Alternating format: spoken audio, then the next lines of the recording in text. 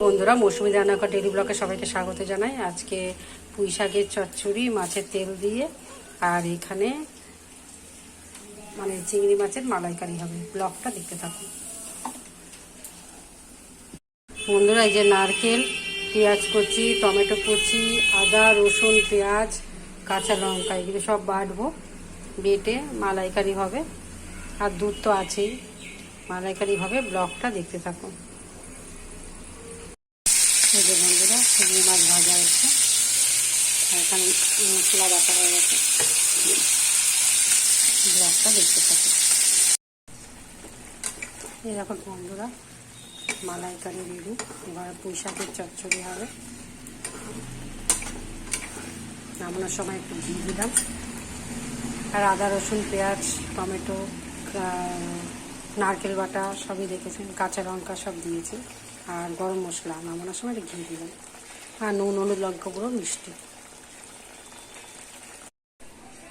বন্ধুরা, এখানে 5 ফোড়ন আর শুকনো লঙ্কা ফোড়ন দিলাম। এটা তেলে একটু ভাজবো।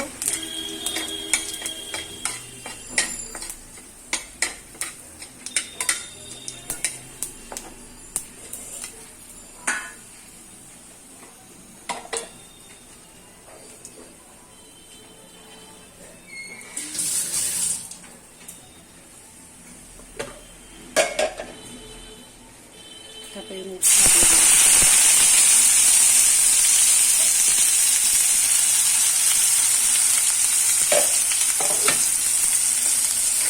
আদা রসুন পেঁয়াজ কাঁচা লঙ্কা টমেটো সবার পেস্ট দিলাম। এর সঙ্গে নুন হলুদ লঙ্কা গুঁড়ো আর মিষ্টি।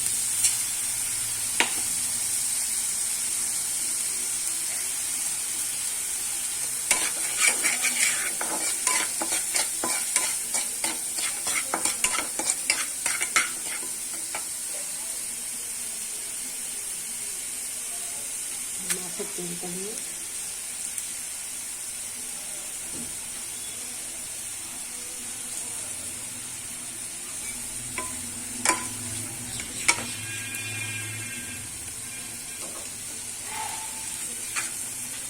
এটা কষাবো।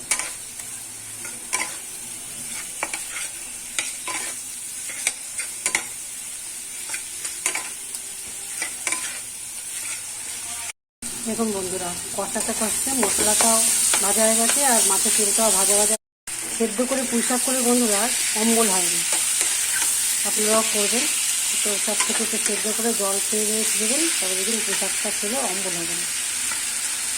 ব্লগটা দেখতে থাকুন। নামানোর সময় গরম মশলা দেবো।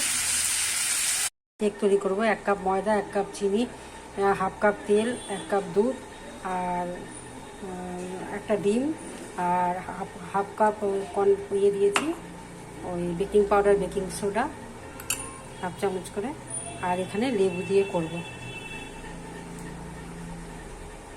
ব্লগটা দেখতে থাকুন, এতে কেক তৈরি হবে। দেখুন বন্ধুরা, কেকটা ফুলেছে।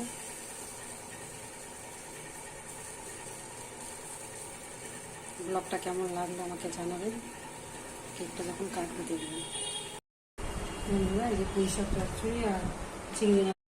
এই মেঘলা দিনে একলা ঘরে থাকে না তো মন, কাছে যাব কবে পাবো তবু তোমার নিমন্ত্রণ।